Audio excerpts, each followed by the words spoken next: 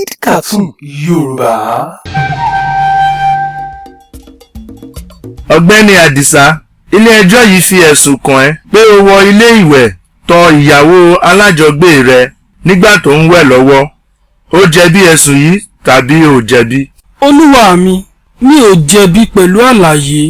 Jẹ́jẹ́ mi ni mò ń fọ aṣọ ní ẹ̀yìnkùlé ní àárọ̀ ọjọ́ náà. Nígbà tí ìyàwó alábàágbé mi wọ balùwẹ̀ tó bẹ̀rẹ̀ sí ní kọrin pé ẹ wá wo t'Olúwa ṣe fún mi, ẹ wá wo t'Olúwa ṣe fún mi, ẹ wá wo t'Olúwa ṣe láyé mi, ẹ wá wo t'Olúwa ṣe fún mi. Òun ló fẹ́ lọ́rọ̀ sọ pé kí wá wo ohun tí Olúwa ṣe fún òun. Gẹ́gẹ́ bí òwe àwọn àgbà, wọ́n ní òpòní ní ṣọlá.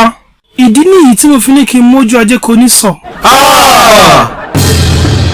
Splendid Cartoon Yorùbá. Àwàdà fún ìrẹ́gbẹ́.